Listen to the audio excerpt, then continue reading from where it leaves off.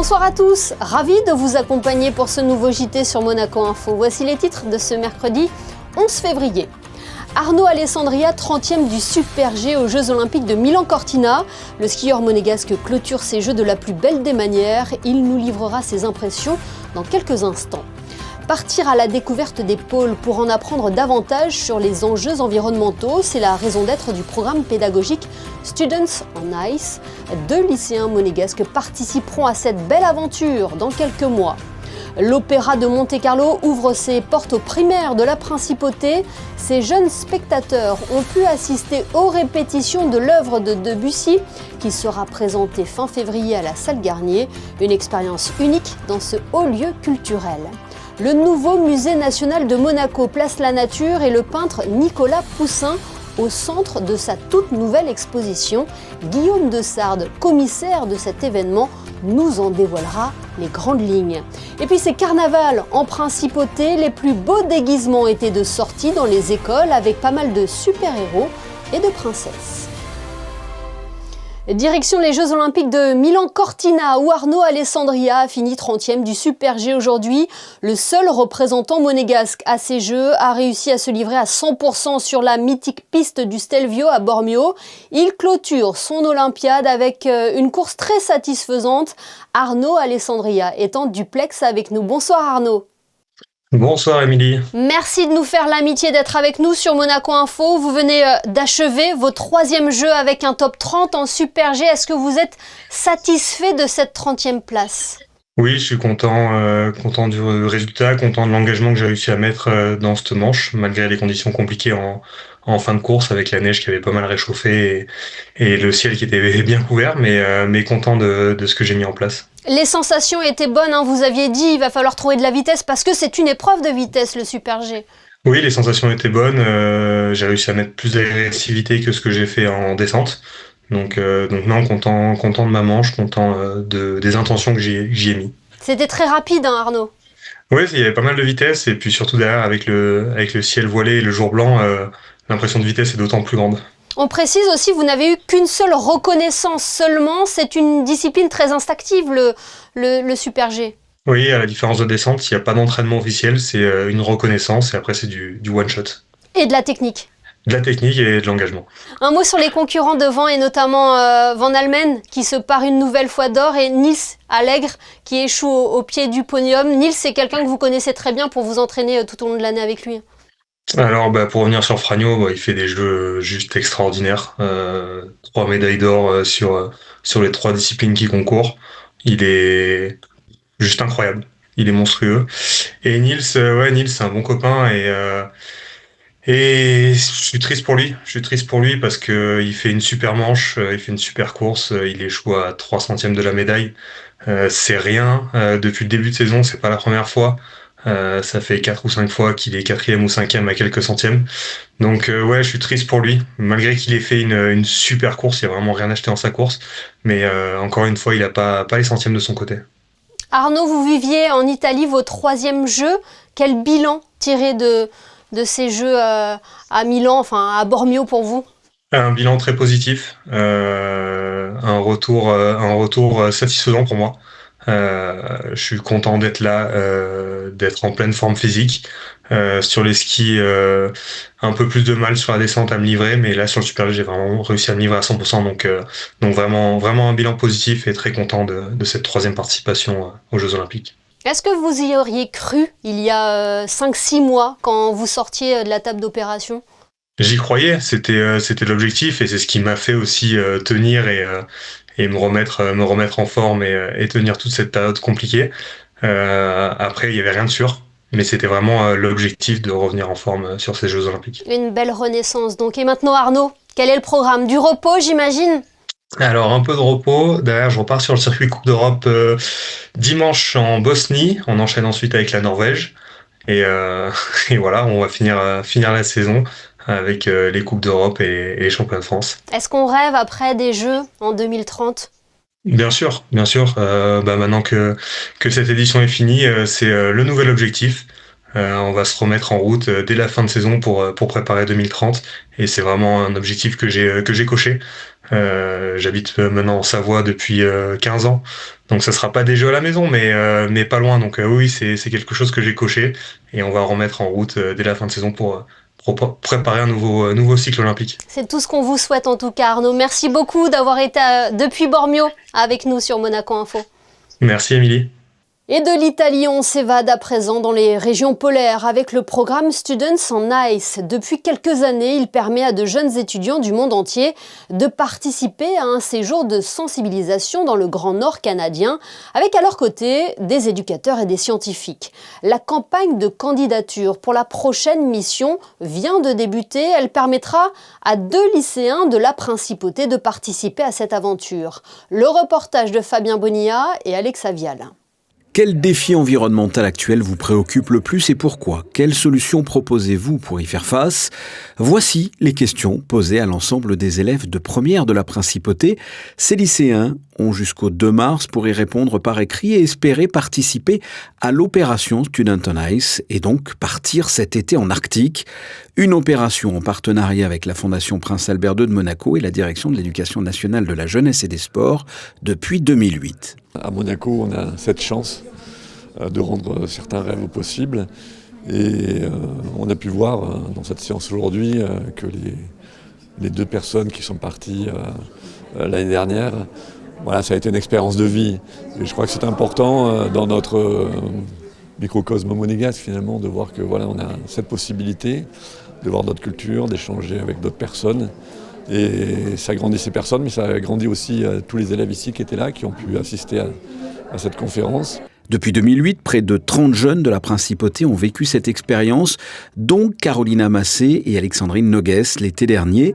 Carolina et Alexandrine sont venues au lycée Régnier 3 ce mercredi matin pour partager leur expérience, raconter leur aventure et donner quelques conseils. J'ai eu plein de magnifiques moments partagés avec plein de personnes géniales, dont des indigènes, mais aussi des professeurs, des éducateurs, et aussi le contact avec l'environnement qui était franchement incroyable et complètement hors du commun, qui a complètement changé d'ici. Donc franchement, j'étais très contente de ramener tout ça chez moi.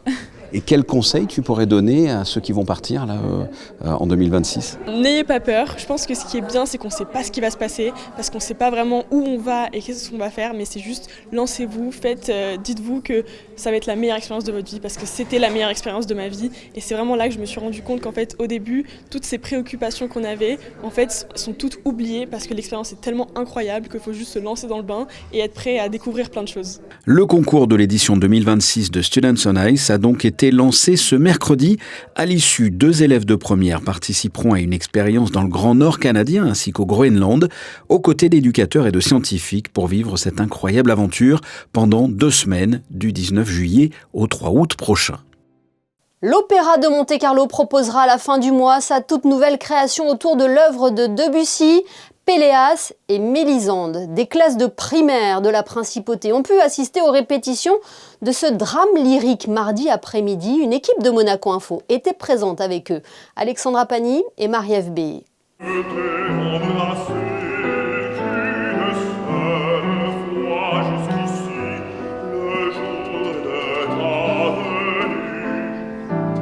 C'est un univers qu'ils n'ont pas pour habitude de fréquenter. 200 jeunes élèves de classe primaire et de grandes sections de maternelle étaient les invités privilégiés du metteur en scène Jean-Louis Grinda.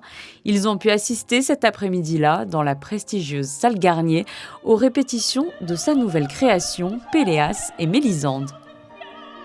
On est à l'opéra, il y a un grand orchestre théoriquement en dessous, et donc il faut chanter.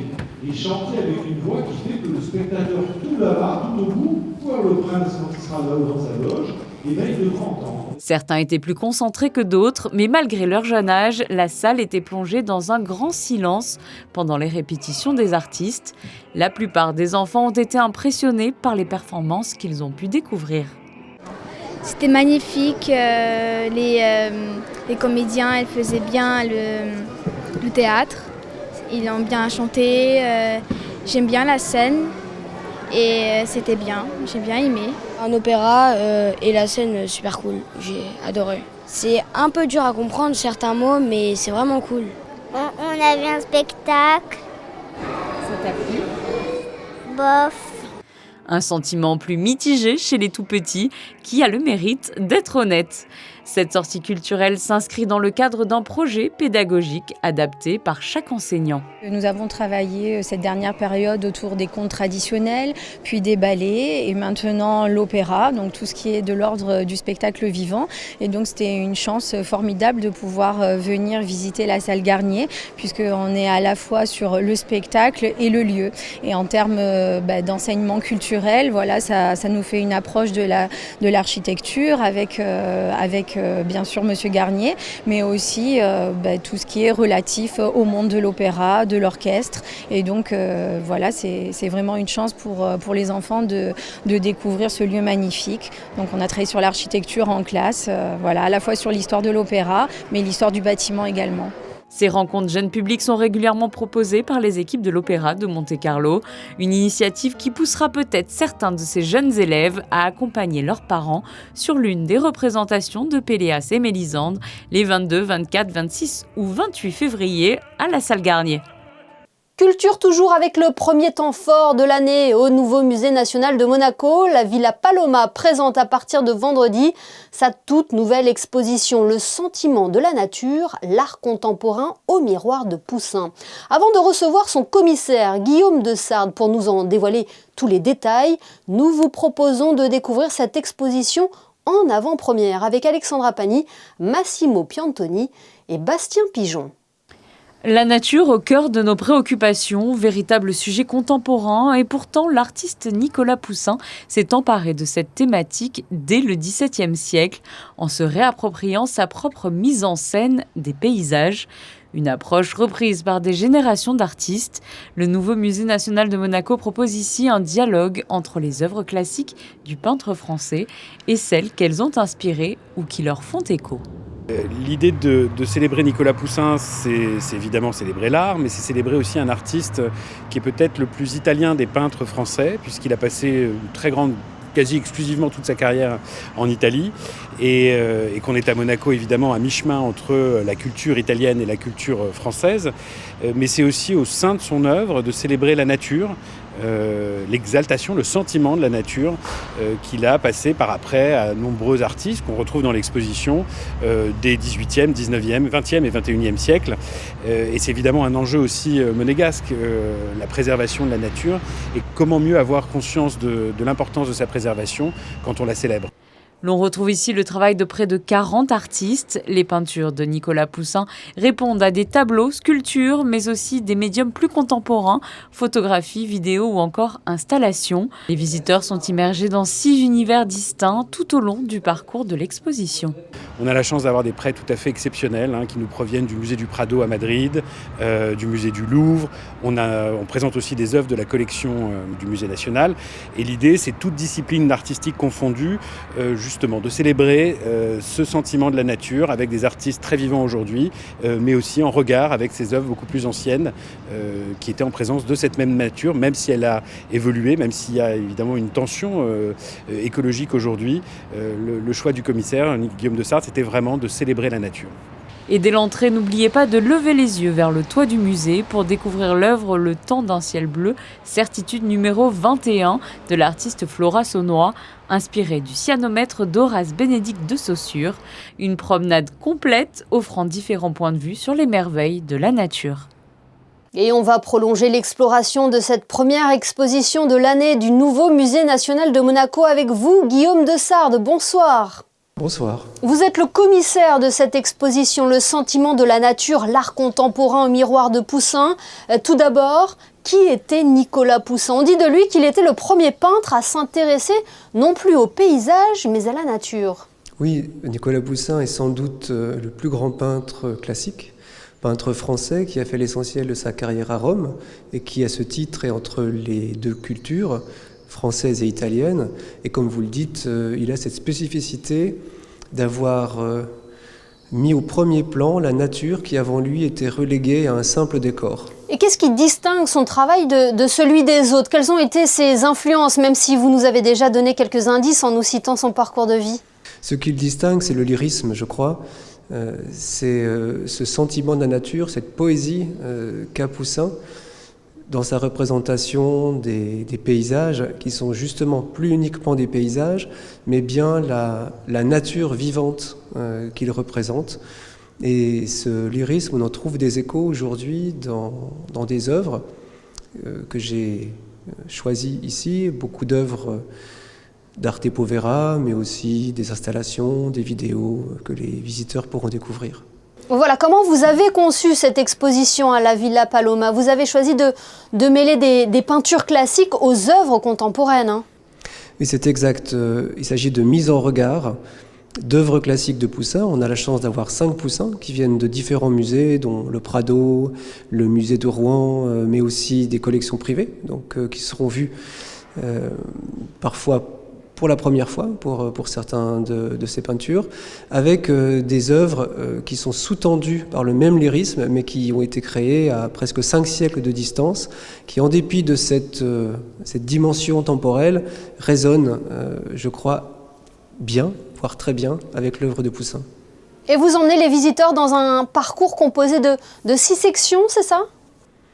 C'est ça, on commence par une section que j'ai nommée Orage et nuit, puis on passe forêt et jardin, et ensuite désert et volcan. Voilà, il y a tout un parcours comme ça, 6 sections à travers des thématiques qui partent toujours de Poussin et qui traversent les siècles jusqu'à aujourd'hui, d'œuvre en œuvre.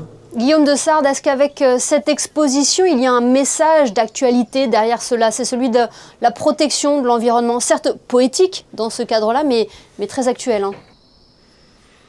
Alors, ce que j'ai voulu faire est un peu différent. J'ai voulu justement choisir des œuvres qui ne sont pas marquées par une anxiété écologique, mais qui au contraire célèbrent avec lyrisme la beauté de la nature. Bon, après, rendre aimable quelque chose, c'est aussi donner envie de le protéger. Et en ce sens, on pourrait dire qu'elle est porteuse de ce message. Mais ce n'était pas mon but premier.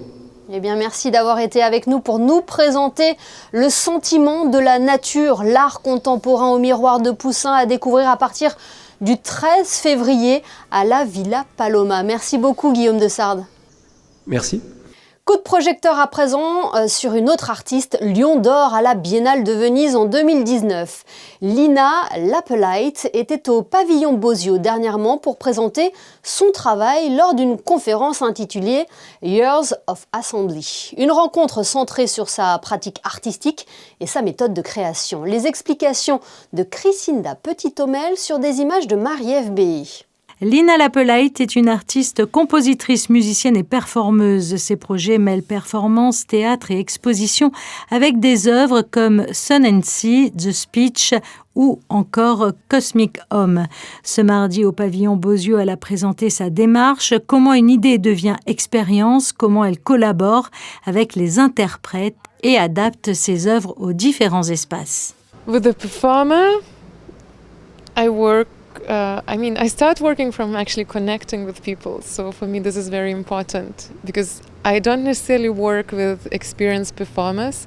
I also like to involve people that are not experienced performers. I like to challenge them and invite to the process. And the space, it's maybe a bit like the same as with performers. I like to connect with the space first, and then I can integrate my work in that, or maybe to say I work alongside the space so that the work kind of resonates together. Chaque projet se transforme selon le lieu et le public, révélant ainsi la richesse et la complexité de son univers créatif. My vision, my vision is to stay open and then when I stay open, to open again, because I think there is a lot to work on that for us. Avec Years of Assembly, Lina Lappeleit rappelle que l'art n'est pas seulement une idée, c'est une expérience vivante, toujours en mouvement. Si vous recherchez un emploi pour la saison estivale, c'est le moment. Les grands groupes de la principauté multiplient les journées de recrutement, à l'image de la Société des bords de mer ou du Fairmont. Le musée océanographique a lui aussi organisé un job dating aujourd'hui au sein de son établissement et les candidats étaient nombreux. Le reportage de Crisinda Petit-Homel et Massimo Piantoni. Objectif, renforcer ses équipes pour les mois à venir. Au total, 17 postes saisonniers étaient à pourvoir dès le mois de mars dans les services d'accueil, de caisse, de boutique, d'éducation et d'animation. Des postes très convoités qui ont attiré de nombreux candidats. Moi, j'étais au salon de l'emploi vendredi dernier. J'ai rencontré les recruteurs qui m'ont invité à venir aujourd'hui pour trouver un emploi pour cet été. Donc c'est une bonne opportunité, c'est très intéressant le musée. Donc voilà, aujourd'hui je suis présente. Qu'est-ce que vous recherchez comme emploi exactement ? Alors soit de la caisse, soit agent d'accueil, tout ce qui touche en fait contact avec l'humain pour pouvoir renseigner, etc. Ça m'intéresse. Là aujourd'hui, je suis venue pour postuler pour 2 postes en tant qu'agent d'accueil et pour vendeur en boutique.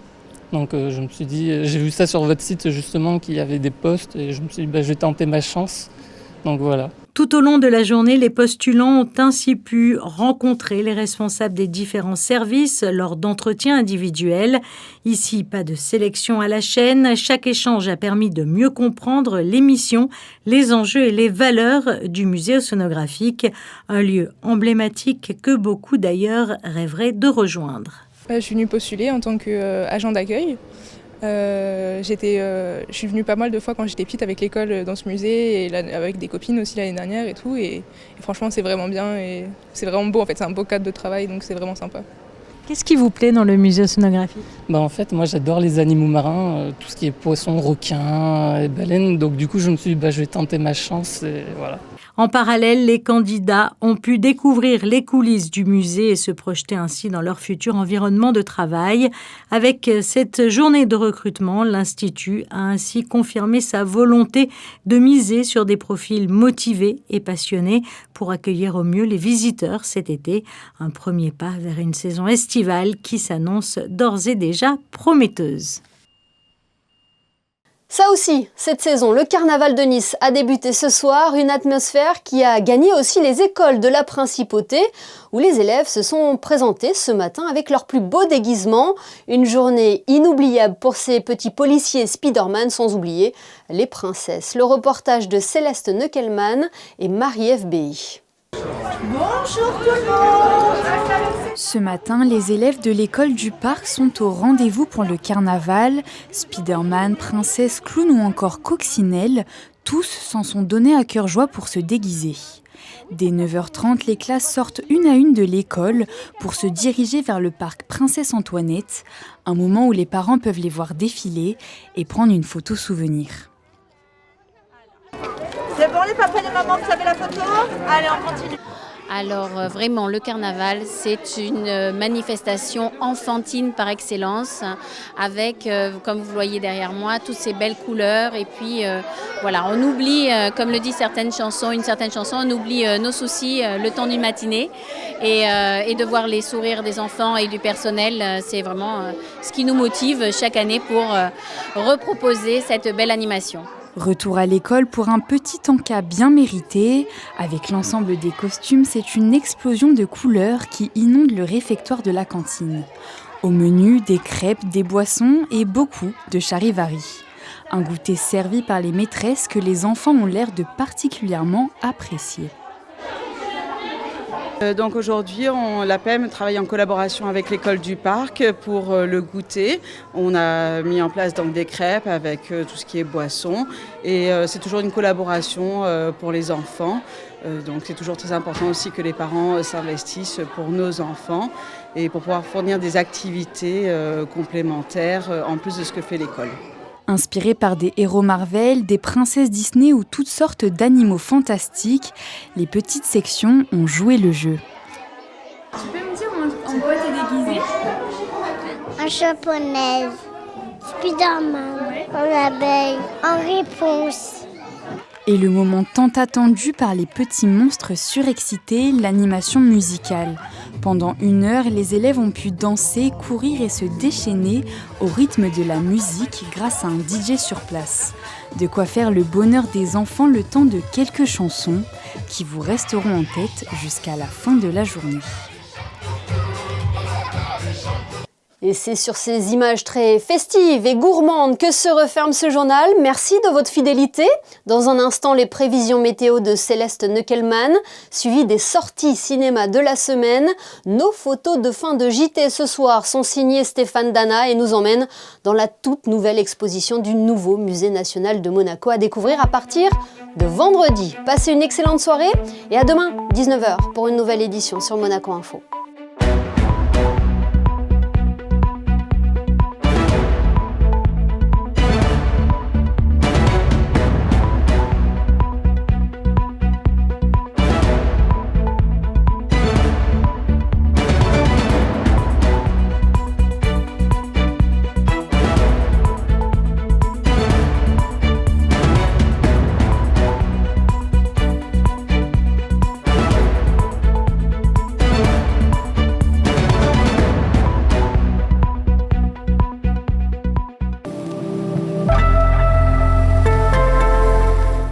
Bonsoir à tous, ravie de vous retrouver pour les prévisions météo de ce jeudi.